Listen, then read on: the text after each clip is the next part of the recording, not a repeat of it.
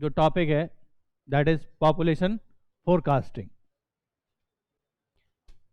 Population forecasting methods. कितने method दिख रहे हैं आपको? 7। कितने? 7। और देखिए 7 में लगभग सभी इंपॉर्टेंट है ना। क्वेश्चन ऑब्जेक्टिव में कहां से पूछा जा सकता है, कन्वेंशनल में कहां से पूछा जा सकता है। तो अभी तो हमारा मेन कंसर्न किस पे? ऑब्जेक्टिव। किस पे? ऑब्जेक्टिव। ठीक है, तो पॉपुलेशन फोरकास्टिंग। पॉपुलेशन फोरकास्टिंग देखिए यहां पर, जब कभी भी हम पॉपुलेशन की बात करते हैं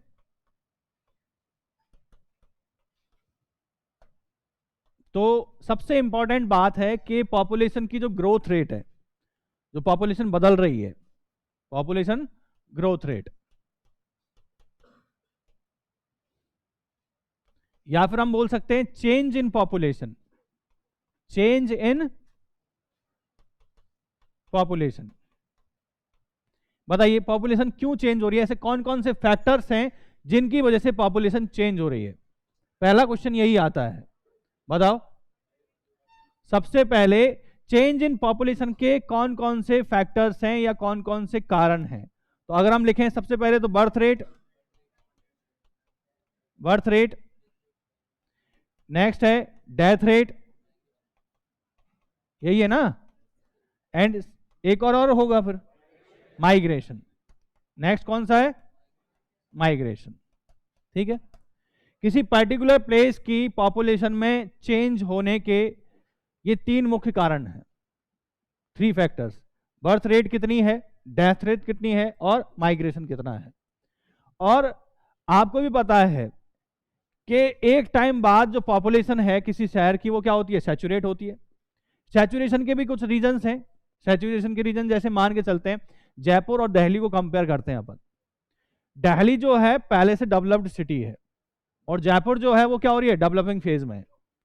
जितना ज्यादा सोर्स होगा, जितना ज्यादा यहां पर अपॉर्चुनिटीज होंगी ग्रो करने की, उतने ही ज्यादा लोग क्या होंगे? माइग्रेट होंगे। पॉपुलेशन जो है जयपुर की कंटिन्यूसली बढ़ क्यों रही है? क्योंकि यहां पर बिजनेस एक्सपेंशन हो रहा है, यहां पर लोगों को जॉब्स की अपॉर्चुनिटी ज्यादा है।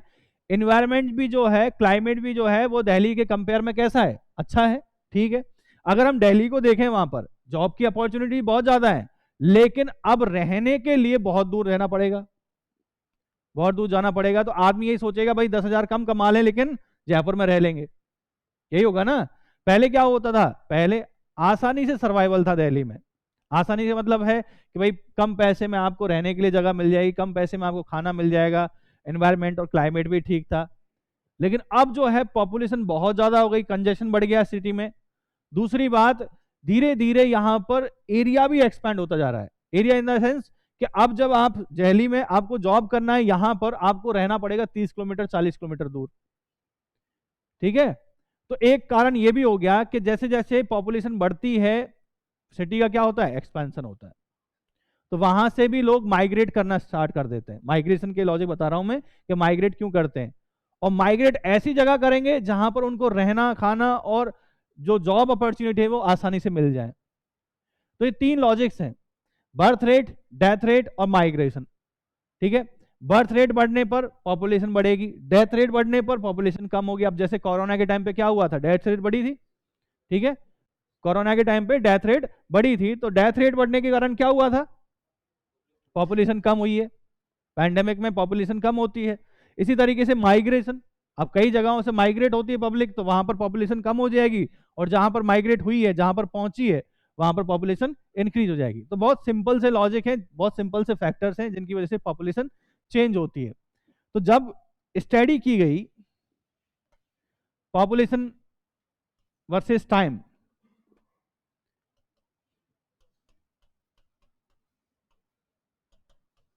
पॉपुलेशन वर्सेस टाइम, तो जितने भी सिटीज के लिए स्टडी की गई, यहां पर एक कॉमन सा कर्व निकल के आता है। इनिशियली जब डेवलपमेंट स्टार्ट होता है, जब सिटी इनिशियल फेज में होती है, तो इनिशियली ग्रोथ रेट क्या होगी? कम होगी। ग्रोथ रेट जो है वो कम होगी ना। ग्रोथ रेट मैं पॉपुलेशन की बात नहीं कर रहा, पॉपुलेशन ग्रोथ रेट की बात कर रहा हूं। पॉपुलेशन तो बढ़ ही रही है, पर जो उसकी रेट है बढ़ने की वो कैसी होगी, कम होगी। तो वो स्टार्टिंग में धीरे धीरे बढ़ेगी। स्टार्टिंग में कैसे बढ़ेगी, धीरे धीरे। जो स्लोप आएगा वो माइल्ड आएगा। फिर जैसे जैसे एक्सपेंशन होगा, ग्रोथ रेट एक फेज में जाके कांस्टेंट हो जाती है, बढ़ेगी तो सही लेकिन कैसी हो जाएगी, कांस्टेंट रेट से। और इसके बाद में ग्रोथ रेट जो है वो, पॉपुलेशन बढ़ रही है लेकिन इसके बाद में ग्रोथ रेट कम हो गई। पहले तो ग्रोथ रेट कैसी है, इंक्रीजिंग ऑर्डर की। कैसी ऑर्डर की है, इंक्रीजिंग। ये जैसे मान के चलिए पहले दशक में 5% से बढ़ी, दूसरे डेकेड में 10% से बढ़ी, तीसरे में 13%, नेक्स्ट में ऐसे 15%। तो पॉपुलेशन ग्रोथ रेट इंक्रीज हो रही है, पॉपुलेशन तो बढ़ रही है और रेट भी बढ़ रही है। ये वो वाला फेज है, ठीक है। इसके बाद क्या हो गई, कांस्टेंट हो गई। कांस्टेंट का मतलब कि अब 15% से बढ़ रही है तो नेक्स्ट डेकेड्स में भी 15%, 15%, 15%। तो यहां हो गई कांस्टेंट। पॉपुलेशन बढ़ रही है लेकिन रेट कांस्टेंट हो गई। इस वाले फेज में क्या हुआ, इस वाले फेज में पॉपुलेशन बढ़ रही है लेकिन रेट क्या हो रही है, कम हो रही है। रेट क्या हो रही है, कम हो रही है। और कम कैसे हो रही है, जैसे मान के चलिए 15 पर आकर रुके थे हम, तो अब 15% से हो गया 13%, 10%, 8%, 7%। पॉपुलेशन तो अभी भी बढ़ रही है लेकिन रेट कम हो गई। और एक पर्टिकुलर टाइम पे पहुंचकर, पर्टिकुलर टाइम पे या एक वैल्यू तक पहुंचकर पॉपुलेशन जो है वो क्या होने लग जाएगी, कम होने लग जाएगी। क्या होने लग जाएगी, कम होने लग जाएगी। जब कंडीशन वर्स्ट हो जाती है तो लोग वहां पे वहां से छोड़ने भी स्टार्ट कर देते हैं। दूसरी बात, जैसे देखिए मान के चलिए क्लाइमेट बहुत ज्यादा खराब हो गया तो डेथ रेट बढ़ेगी ऑब्वियसली, एवरेज लाइफ कम होगी या नहीं होगी, ठीक है। जैसे पॉल्यूशन बढ़ेगा तो पॉल्यूशन से क्या होगा, लोग परेशान ही होंगे, परेशान होंगे तो जगह छोड़ेंगे। अब मान के चलो दिल्ली में ऐसे हाल हो जाए कि आपको दिन में भी नहीं दिखाई दे रहा, दिन में तारे दिखाई दे रहे हैं आपको, मतलब वैसे, तो क्या करोगे, यही ऑप्शन रहेगा अपने पास, या तो ये जगह छोड़ दें या फिर जल्दी अपन स्वर्गवासी हो जाएंगे, अपने को वैसे ही जबरदस्ती छोड़नी पड़ जाएगी। तो इस वजह से पॉपुलेशन जो है एक पर्टिकुलर लिमिट के बाद में क्या होगा, कम होने लग जाएगी। तो यहां रेट और पॉपुलेशन दोनों ही क्या हो रही है, कम हो रही है। तो जनरली जब इस कर्व को ऑब्जर्व किया गया तो इसकी शेप आती है एस लेटर जैसी। कैसी शेप आती है, एस लेटर जैसी। और इसको हम बोलते हैं लॉजिस्टिक कर्व। क्या बोलते हैं इसको हम, लॉजिस्टिक कर्व। तो ये कंसेप्ट है पॉपुलेशन वर्सेस टाइम का, ठीक है। तो चलिए नोट डाउन कीजिए।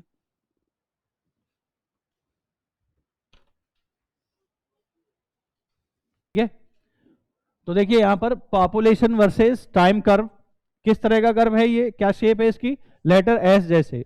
इसको हम बोलते हैं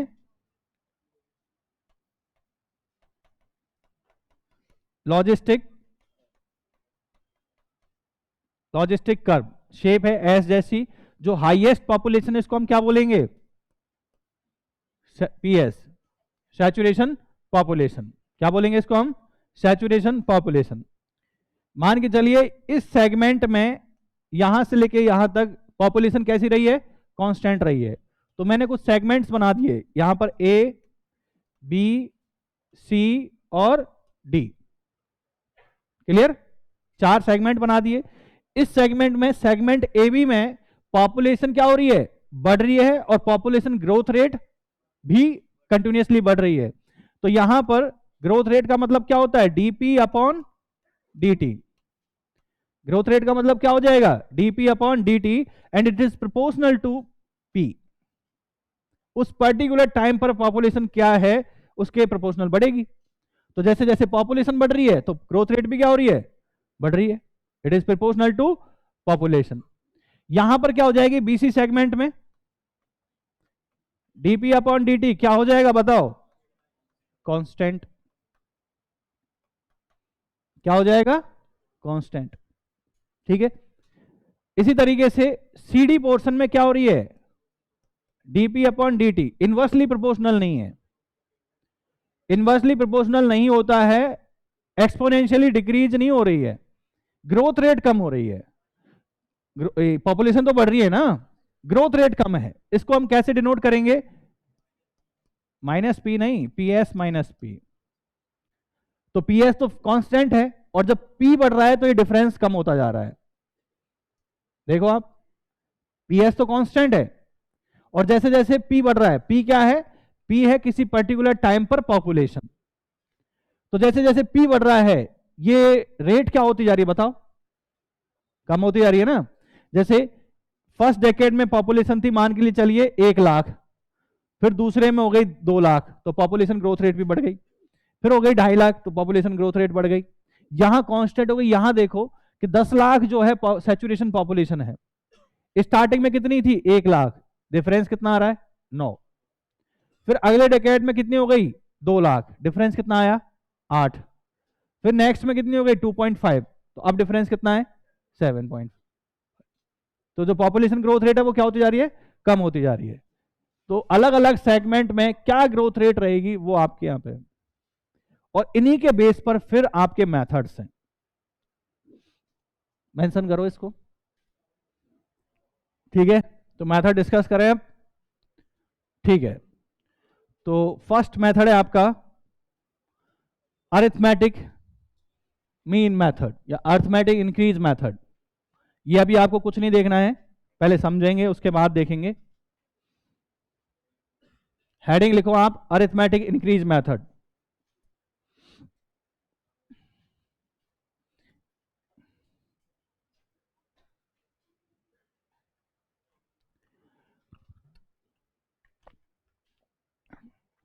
अरिथमेटिक इंक्रीज मेथड, देखो अरिथमेटिक इंक्रीज मेथड, पहले इसको समझेंगे उसके बाद में इसके फॉर्मूले पे जाएंगे। जैसे आपको कोई डेटा दे रखा है, इस तरह की आपके पास एक टेबल है, मैंने यहां लिख रखा है, एक नेक्स्ट कॉलम मैंने बना रखा है यहां पर। ये क्वेश्चन होगा आपके लिए कि लेट यहां कोई ईयर दे रखी है, तो फॉर एग्जांपल कि जब आप जनगणना करते हो तो हर 10 साल का डिफरेंस लेते हो, तो जनरली जो कैलकुलेशन होगी वो किस पे होगी? डेकेड्स पे होगी, दशक पे होगी। तो यहां पर फर्स्ट है y1, ठीक है, y2, y3, y4 and so on and yn, ठीक है, yn। नाउ पॉपुलेशन है यहां पर, मैं कुछ भी वैल्यू नहीं लिख रहा, बस सिंपल क्वेश्चन बना रहा हूं, P2, P3, P4 and so on. आपसे कहा जाएगा कि ये Pn बताइए कितनी होगी, Pn बताइए कितनी होगी। मान के चलिए कि ये 1990 की पॉपुलेशन दे रखी है आपको, कुछ भी P4, और आपसे पूछ लिया जाए कि 2020 की पॉपुलेशन क्या होगी, ठीक है, या फिर 2030 की, 2030 की पॉपुलेशन क्या होगी, कैसे कैलकुलेट करेंगे? तो हमको एक आइडिया लगाना है बस। फोरकास्टिंग का मतलब क्या होता है? पूर्व अनुमान। फोरकास्टिंग का मतलब क्या होता है? पूर्व अनुमान। तो एक अनुमान ही तो लगाना है कि भाई हमारे पास जो डेटा है वो तो यहां तक का है, तो इस डेटा से हम ट्रेंड पता लगाएंगे कि ये पॉपुलेशन बढ़ कैसे रही है, और इस ट्रेंड को यूज करके फिर हम बताएंगे 2030 में पॉपुलेशन क्या होगी। तो अब आप यहां देखोगे कि पॉपुलेशन का इंक्रीज कितना है। क्या देखोगे? Population increase. तो फर्स्ट डेकेड में मतलब y1 और y2 के बीच में कितनी बड़ी है? बताओ कितनी बड़ी होगी? P2 minus P1। इंक्रीज का हम एक ट्रेंड चेक कर रहे हैं। इसी तरीके से y2 से y3 में कितना बढ़ गया? P3 minus P2। नेक्स्ट, ठीक है, तो ये ट्रेंड आपके पास है। अब इस ट्रेंड को यूज करके आपको बताना है कि सर ये 2030 में कितनी होगी, ठीक है?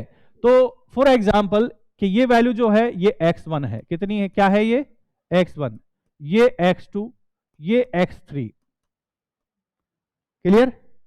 ये x1, x2, x3 क्या है? ये x1, x2 है अरिथमेटिक, सॉरी ये तो गलत लिखा हुआ, पॉपुलेशन ग्रोथ।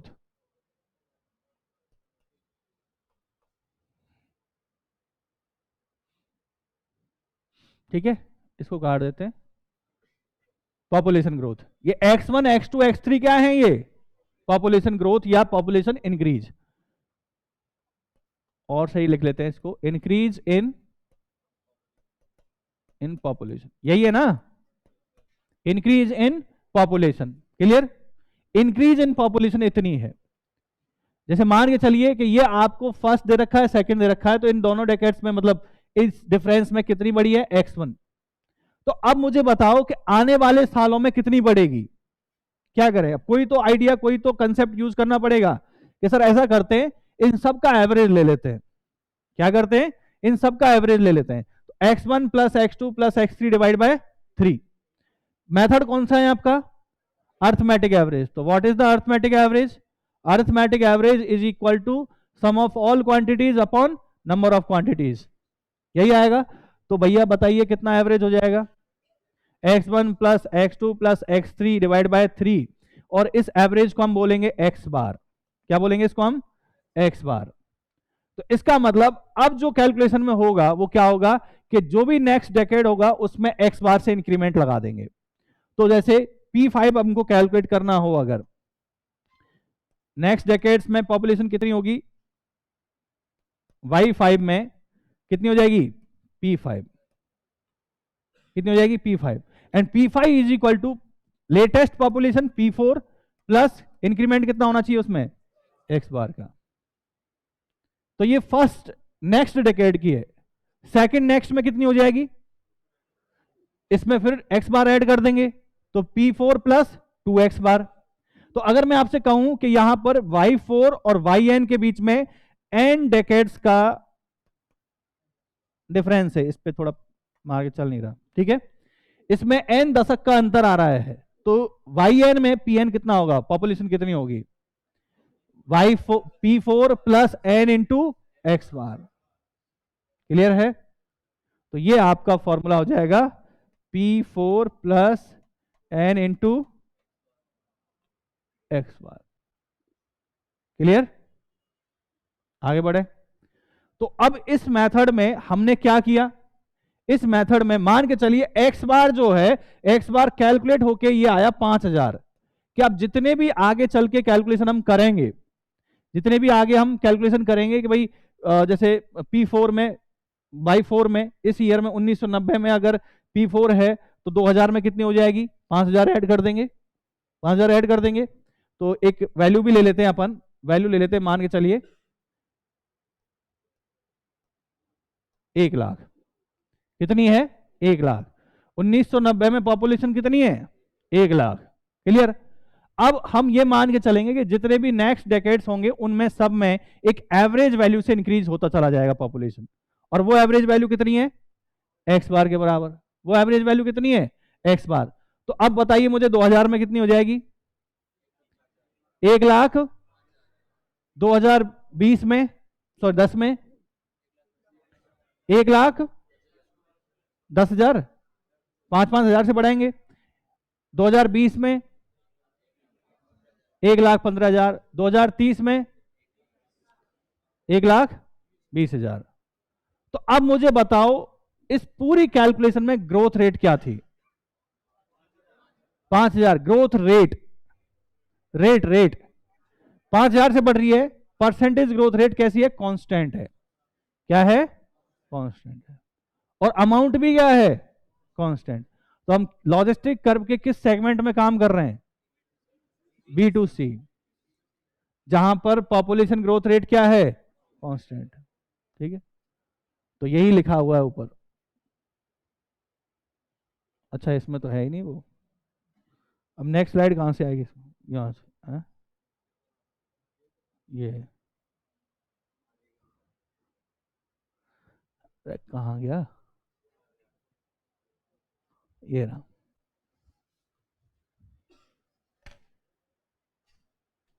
यही लिखा हुआ है, this method is based on the assumption that the population increase at a constant rate. और ये पॉइंट स्टार करके लिखेंगे इस, ठीक है।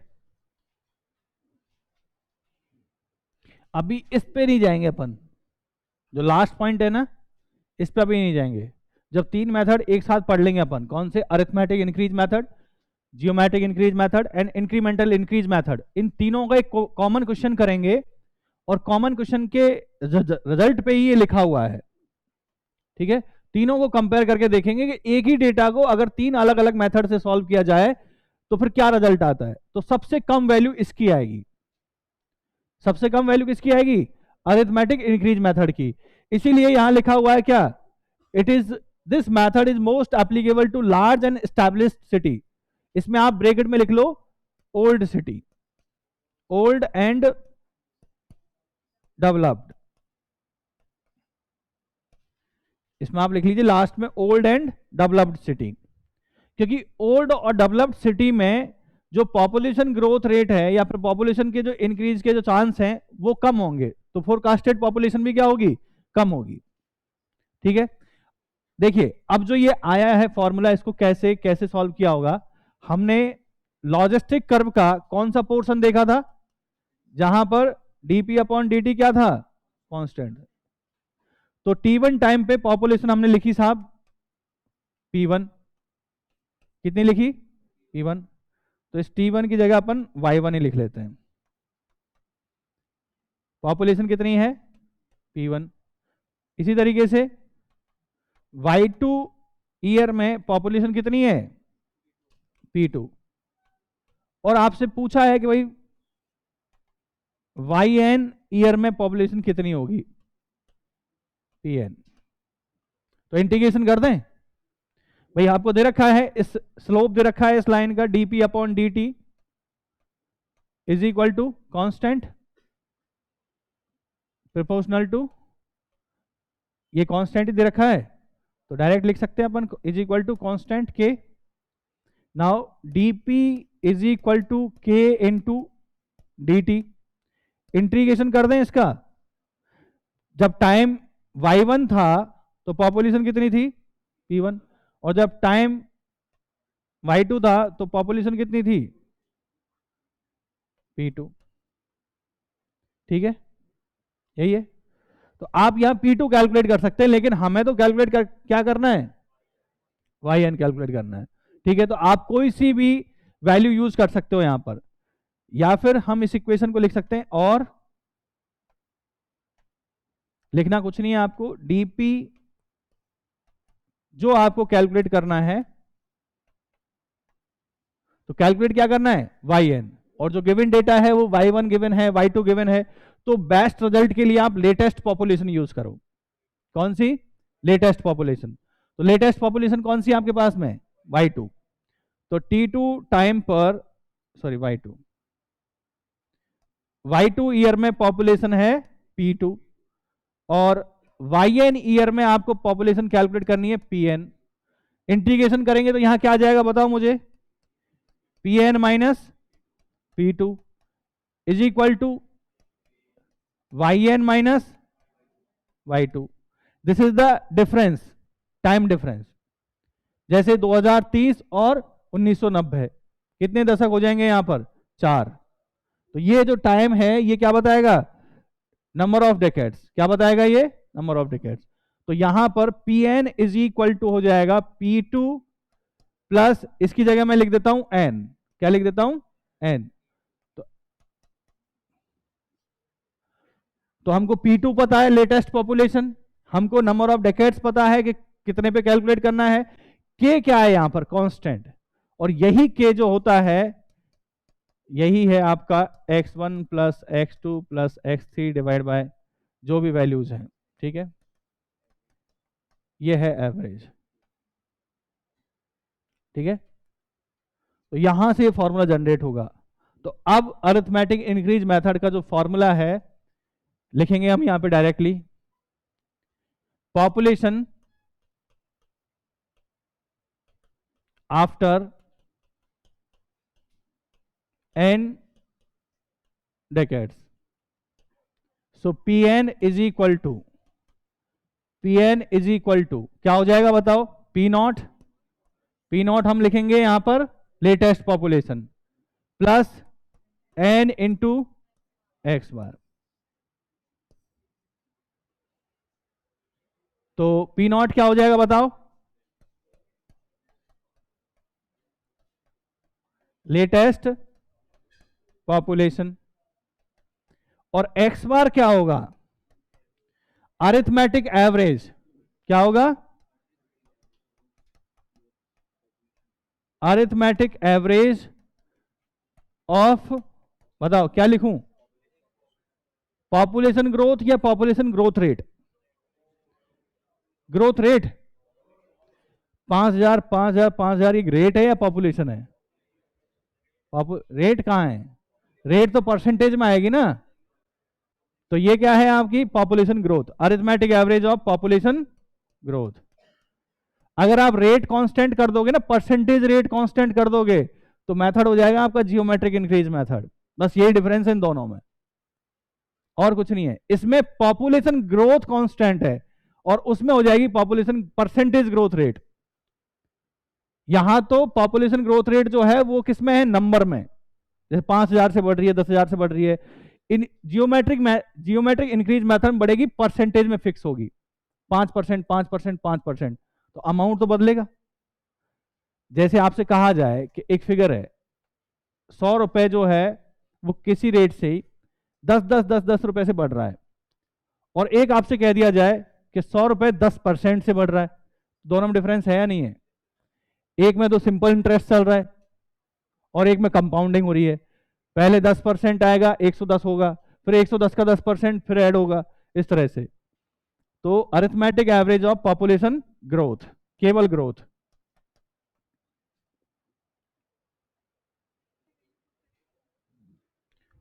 तो इसका टेबुलर फॉर्म तो नहीं लिखना ना आपको? अगर आपको लिखना है, ये लिखना है, ये क्वेश्चन आएगा जब ऑटोमेटिकली सॉल्व कर लेंगे इसको। आगे बढ़े, चलिए नेक्स्ट मेथड है आपका ज्योमेट्रिकल इंक्रीज मेथड।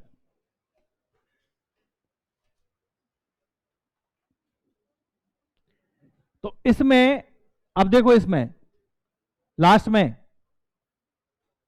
अरे क्या बातें कर रहे हो, ऐसा नहीं है कि इस पिलर से मुझे दिखता नहीं हो पीछे। हाँ, लिखना बाकी रह गया।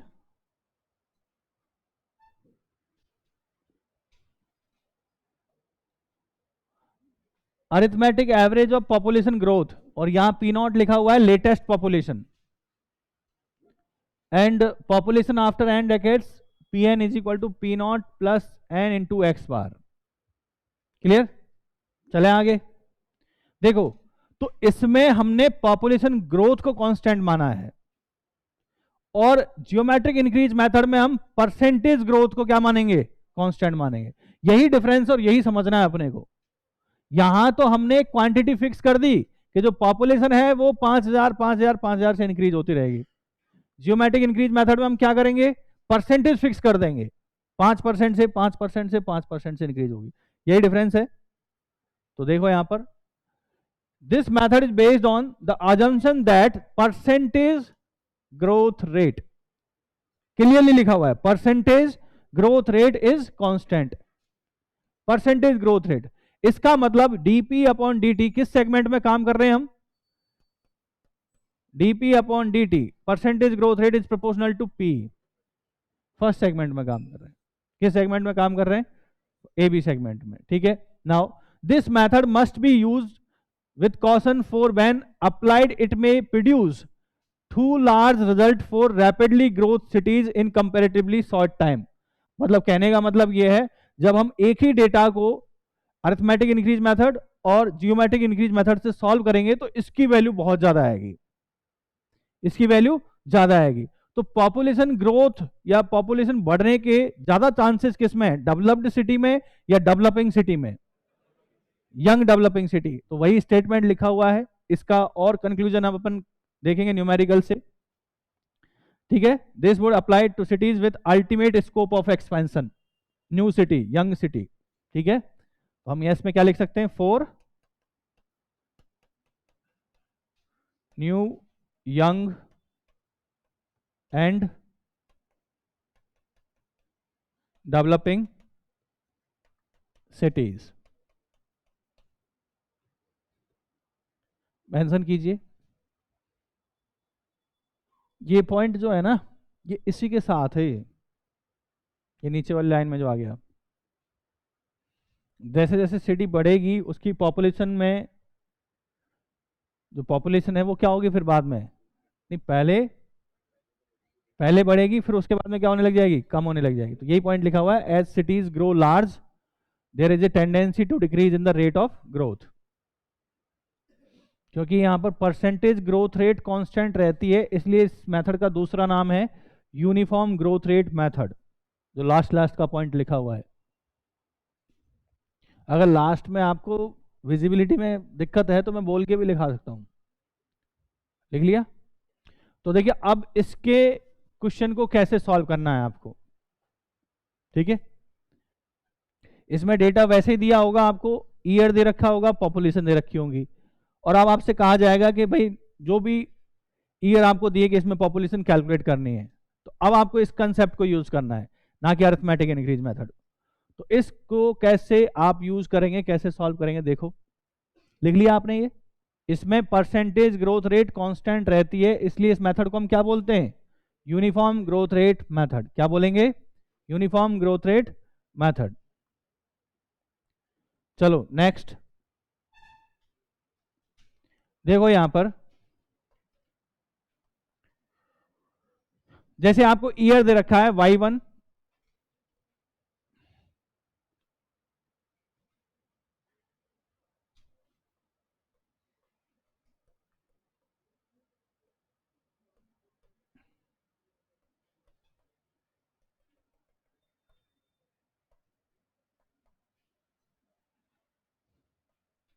ठीक है।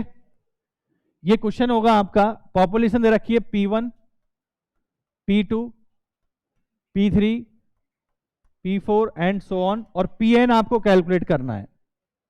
अब समझो इस बात को, Pn हमको कैलकुलेट करना है, आपको ये क्वेश्चन दे रखा है और आपसे कहा है कि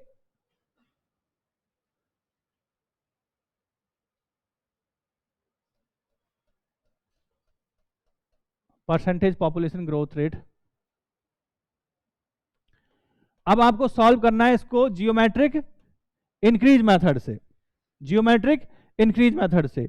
और ये मेथड, इस मेथड का अजम्पशन क्या है, ये मेथड किस पर डिपेंडेंट है, इसने एक अजम्पशन लिया। इस मेथड में हम एक अजम्पशन लेते हैं कि जो पॉपुलेशन है वो एक फिक्स परसेंटेज ग्रोथ रेट से बढ़ेगी, फिक्स परसेंटेज ग्रोथ रेट से बढ़ेगी। तो आपको पहले परसेंटेज ग्रोथ रेट कैलकुलेट करना पड़ेगा कि भाई इस डेकेड्स में y1 से y2 ईयर जो डिफरेंस आया है, डेकेड्स आया है, इस दशक में किस परसेंटेज ग्रोथ रेट से बढ़ी है। तो बताओ परसेंटेज ग्रोथ रेट कैसे कैलकुलेट करोगे।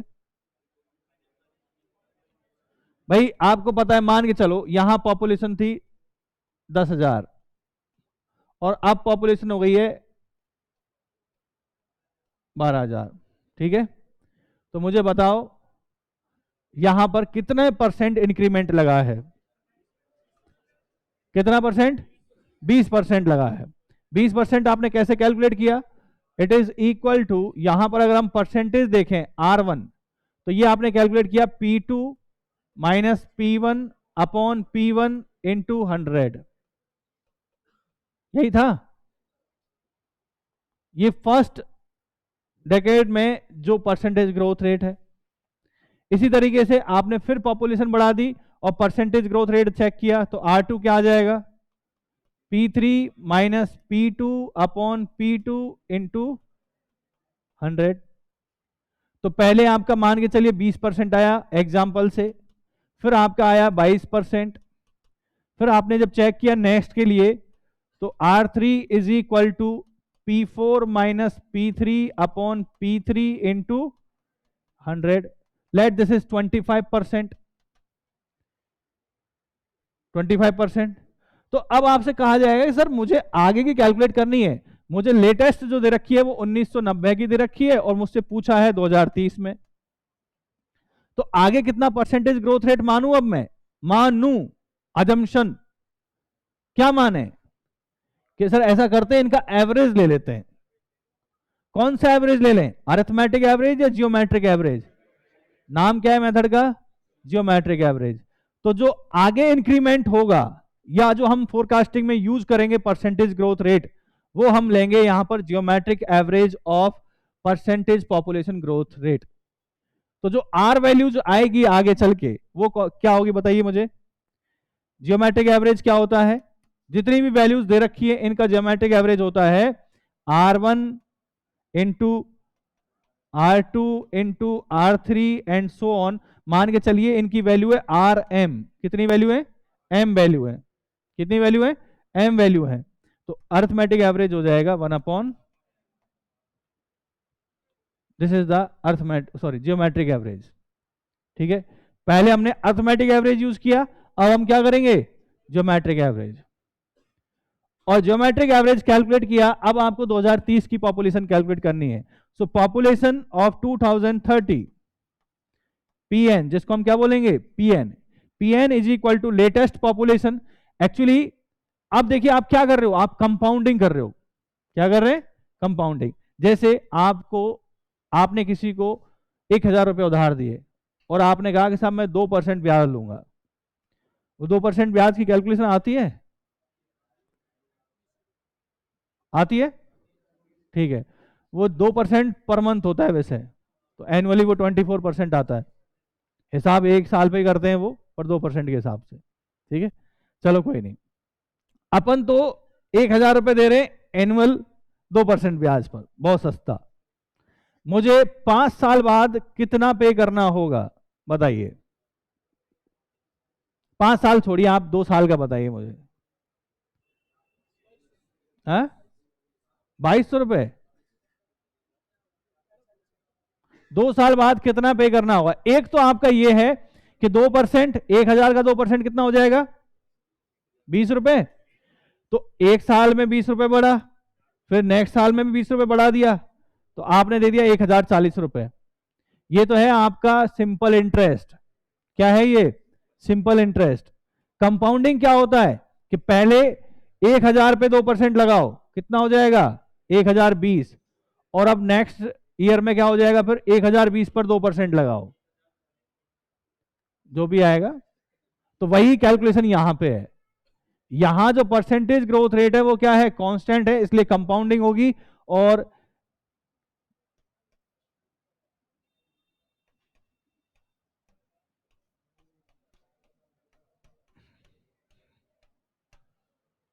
ये फॉर्मूला बनेगा। ठीक है, यहां पर ये फॉर्मूला आएगा, तो हम इसमें लिख सकते हैं पॉपुलेशन आफ्टर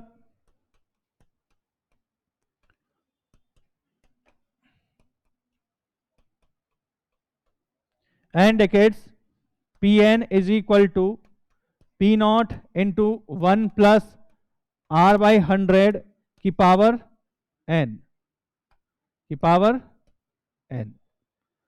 वेयर, आपको यहां से लिखना है, वेयर P0 क्या हो जाएगा, लेटेस्ट पॉपुलेशन, और R क्या हो जाएगा, R है geometric average of percentage growth rate, यही होगा। तो लेट वैल्यूज हैं R1, R2, R3 and so on, और लेट टोटल वैल्यूज हैं कितनी, RM। तो ज्योमेट्रिक एवरेज क्या हो जाएगा, product of all quantities and power कितना, जितनी क्वांटिटी दे रखी है 1/m। सो नेक्स्ट मेथड है incremental increase method. Incremental increase method, ये जियोमेट्रिक इंक्रीज मेथड का अजम्पशन है, सॉरी मॉडिफिकेशन है। देखिए, growth rate is assume to be progressively increase और इंक्रीजिंग और decreasing. Growth rate assumed to be progressively increasing or decreasing depending upon whether the average of incremental increase in the past is positive or negative. कहने का मतलब क्या है, numerical से समझ में आएगा। इंक्रीमेंटल इंक्रीज का मतलब होता है जो पॉपुलेशन में इंक्रीज हुआ है ना, उसमें कितना इंक्रीज या डिक्रीज हुआ है, उसको बोलते हैं इंक्रीमेंटल इंक्रीज। ठीक है, तो फॉर्मूला जो होगा पॉपुलेशन आफ्टर n डेकेड्स, अभी पहले लिख लेते हैं इसको, पॉपुलेशन आफ्टर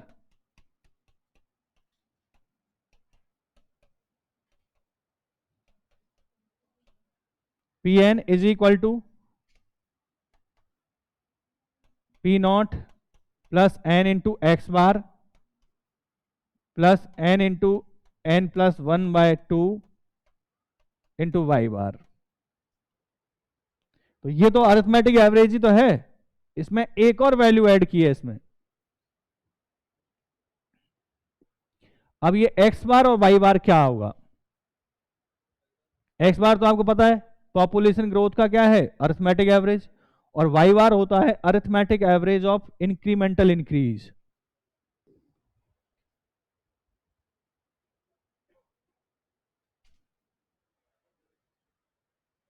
तो यहां पर लिखेंगे x bar is equal to arithmetic average of population growth,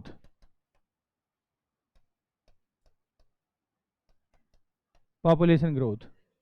और वाई बार क्या होगा, arithmetic average of incremental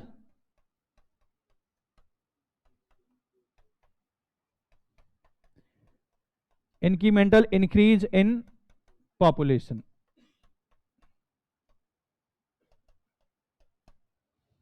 incremental increase in population,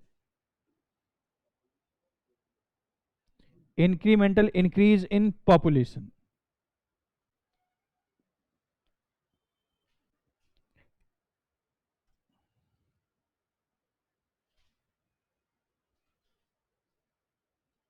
अभी देखते हैं ये क्या है।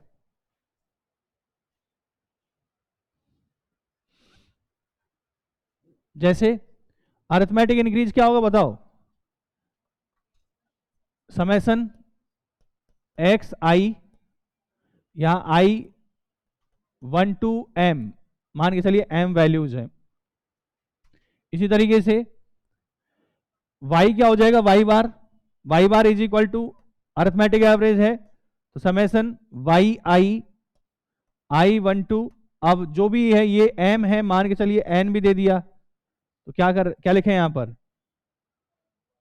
x लिख देते हैं, i 1 to x भी ले रखा है हमने, y भी ले रखा है, k अपॉन k।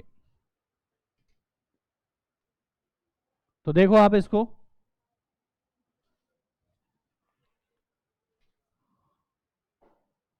यहां पर पहले जैसा ही कंसर्न है, y1 y2 y3 y4 and so on, और yn की पॉपुलेशन आपको कैलकुलेट करनी है, p1 p2 p3 p4 and so on pn। समझो यहां पर सबसे पहला जो है, हमको यहां पर x बार और y बार चाहिए, फॉर्मूले में यही है, Pn is equal to P not plus n into x bar plus n into n plus 1/2 into y bar. तो x बार और y बार, n का तो हमको यहां से आइडिया लग जाएगा कि इन दोनों के बीच में कितने डेकेड्स का डिफरेंस है, तो n तो यहां से आ जाएगा। दूसरा पी नॉट आपको दे ही रखिए, लेटेस्ट पॉपुलेशन पी नॉट। अब हमको यहां पर x और y वैल्यूज कैलकुलेट करनी है, तो x वैल्यूज क्या होती है बताओ, x वैल्यू जो है x1 is equal to p2 minus p1, similarly x2 क्या हो जाएगा, p3 माइनस p2, नेक्स्ट क्या हो जाएगा x3 p4 minus p3।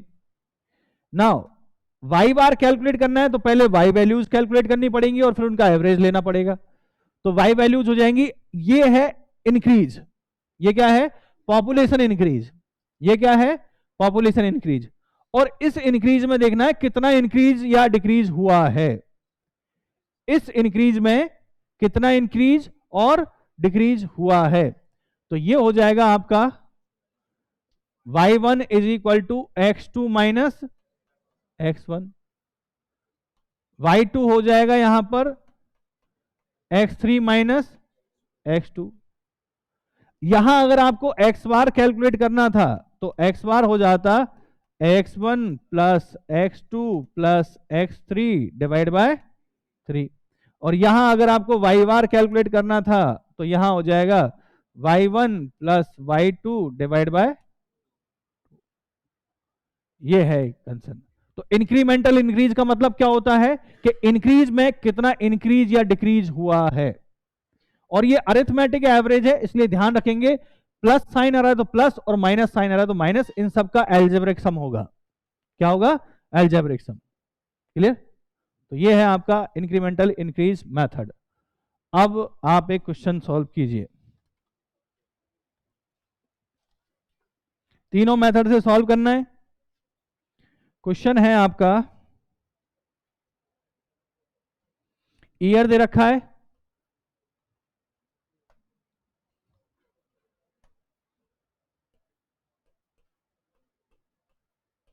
Year और पॉपुलेशन।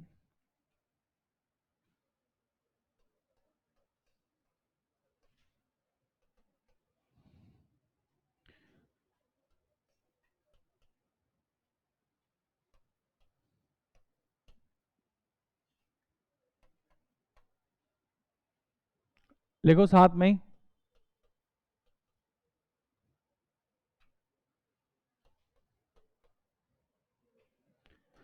जो सॉल्व करेगा उसको मेरी तरफ से इनाम मिलेगी। अब जायदाद तो नाम कर नहीं दूंगा।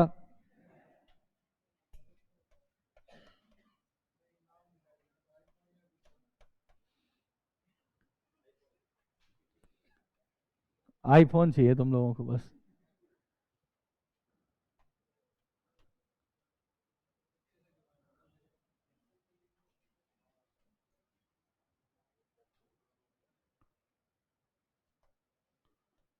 फिफ्टी वन में पॉपुलेशन है 9886। आगे लिख देता हूं मैं और 61 और 71, 124230।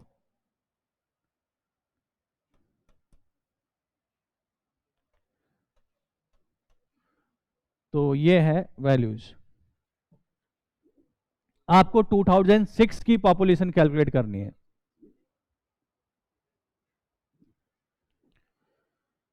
और तीनों मेथड से 2006, 11, 21, 31, 41, 51, 61, 71। और 2006 की तीनों मेथड से पॉपुलेशन कैलकुलेट करनी है।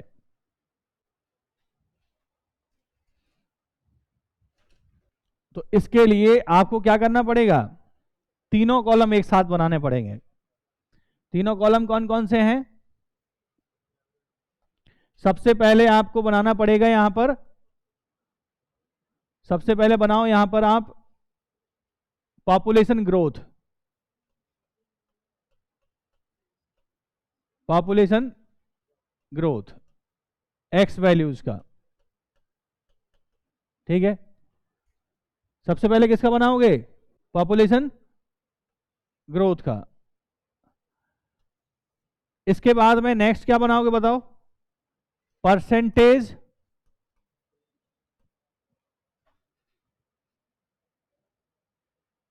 या तो यहां पर इस तरह से भी लिख सकते हो, पॉपुलेशन ग्रोथ या फिर increase in population, increase in population, दोनों बात एक ही है। पॉपुलेशन ग्रोथ या इंक्रीज इन पॉपुलेशन। दूसरा है परसेंटेज इंक्रीज इन पॉपुलेशन, और लास्ट कॉलम किसका बनाओगे? इंक्रीमेंटल इंक्रीज का। लास्ट कॉलम क्या बनाओगे? Incremental increase. तो ये इस क्वेश्चन में गलती होने के चांसेस जो हैं वो मात्र 5% है, बहुत कम। और गलती होगी तो कैलकुलेशन में होगी, बस कंसेप्ट में कुछ भी नहीं होगी। और अगर ये 20 नंबर का मेंस में क्वेश्चन आता है तो ये मान के चलिए फ्री फोकट के कुछ नंबर हैं, ये काटने के भी वो नहीं है, इसमें मार्क्स कटेंगे भी नहीं।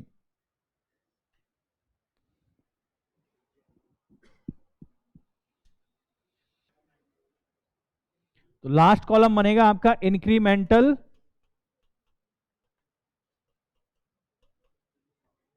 इंक्रीज का,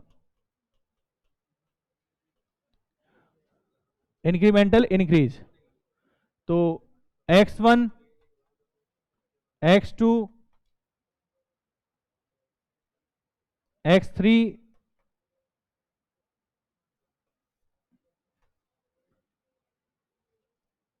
x4 x5 और x6, 6 वैल्यूज आ रही हैं। और क्रॉस चेक करना, मैं यहां पे लिख रहा हूं, मुझे बताइए x1 कैसे लिखोगे? p2 माइनस p1, इसमें से ये माइनस करना है। तो आप अपनी वैल्यूज क्रॉस चेक करते जाना। 4 3 3 7, वाह आप यहां थे, हम सोच रहे हैं आप आगरा में घूम रहे हैं। कुमार विश्वास,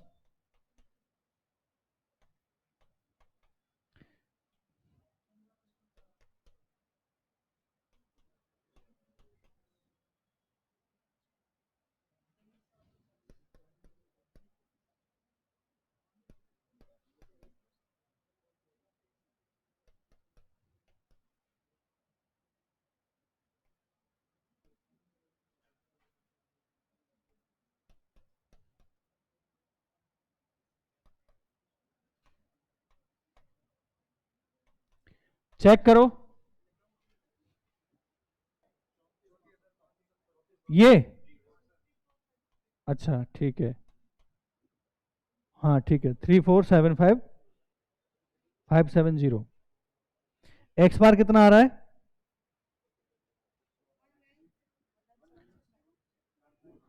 तो आप क्या करेंगे इसका टोटल? तो एक्स बार हो जाएगा summation x upon 6, summation x upon 6 करेंगे तो ये वैल्यू आएगी आपकी 19769, यही आ रहा है एक्स बार, ठीक है।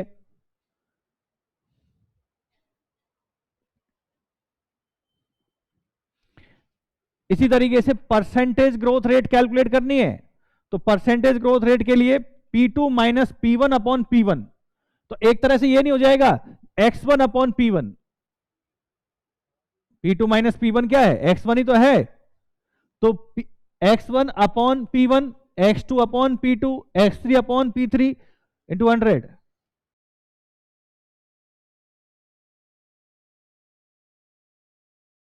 चलो कोई नहीं, तो आप सॉल्व कीजिए। इसमें जो वैल्यूज आ रही होंगी वो क्या है बताओ? देखो R1 मैं लिख रहा हूं यहां पे वैल्यूज, आप क्रॉस चेक कीजिएगा।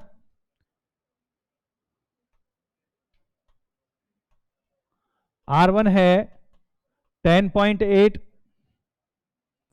R2 है 35.6, R3 25.2, R4 30.8,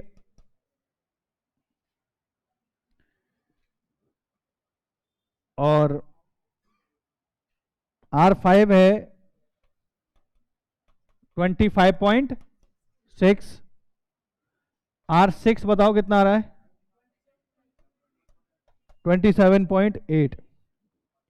तो इससे जब हम सॉल्व करेंगे तो यहां हो जाएगा r is equal to R1 into R2 and so on R6 की पावर 1/6, और जब सॉल्व करेंगे तो यहां से आएगा 24.43%। ठीक है, यही आ रहा है, नहीं किया? ठीक है,